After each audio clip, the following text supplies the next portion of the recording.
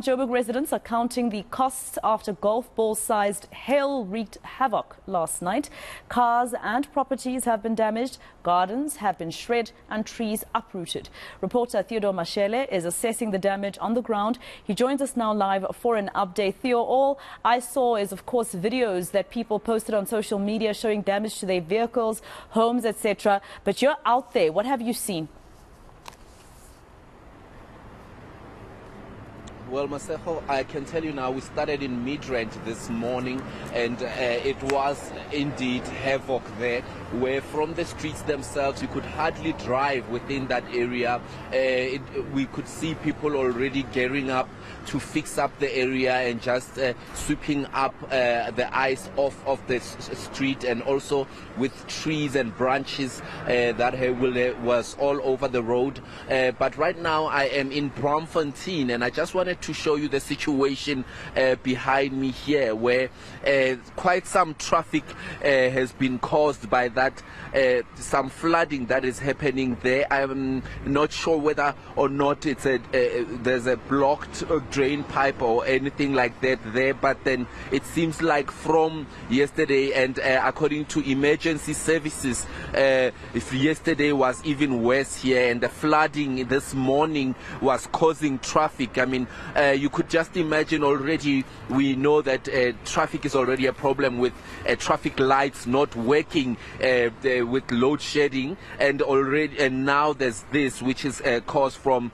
something that you could call a natural I wouldn't say a disaster at the moment, but then I could say a natural havoc that was caused by the hail yesterday, some sort of a freak hail that happened yesterday. But then also this also comes to what it brings to mind is the idea of the infrastructure of our roads. And I just wanted to emphasize on that, because when it comes to road infrastructure and the fact that if we have one night of a hailing storm and already we could have this kind of flooding, we could just imagine with the predicted rain that is coming through, that if ever it rains for even a week, you could imagine how the roads would flood like that. But also we spoke to some people earlier on where we witnessed where infrastructure, in fact, rather their walls and also their electric fences that were damaged by the hail.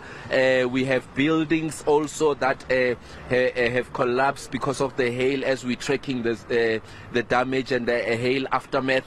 But then at the moment, it seems like the residents within the areas, when speaking to emergency services, have already managed to help each other in terms of gathering whatever else the damage had caused within their yards. But then still, there are still some damages that happen to cars and damages that happen to houses and roofs that people are still working on fixing. So it is going to be quite a busy day. I was told by one of the residents in Midrand that they specifically will be claiming from their insurance for their car and also for their house. So it should be a busy day for insurance people, we could imagine, in terms of the hail aftermath.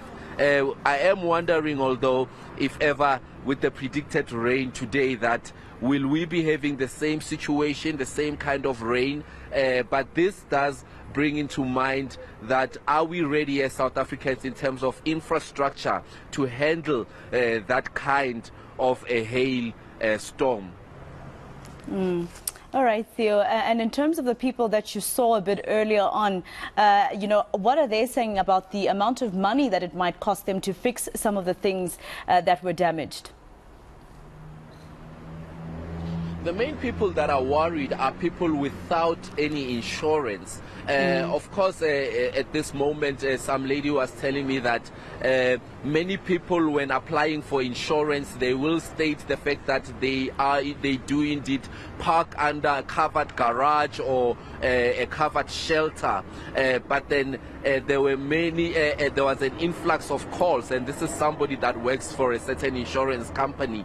There was an influx of calls in which where people were claiming for the hail damage on their cars, and you'd find that insurance can't even cover that, because under the conditions that they will have subscribed to that insurance, they will have said that they park under a covered shelter. But those are things that people have to consider now, as to where does your car park and do you have a covered shelter, because a storm like that then makes you consider those kind of factors, where it would be normal to just park outside and for normal cases. But then if we have, with the climate change at the moment, such instances such as last night, then we have to now take into consideration extra factors when it comes to where our cars parked. Because I have seen, as looking in the traffic, there are cars with damaged windscreens. Some people have cars with just the damaged body of the car itself.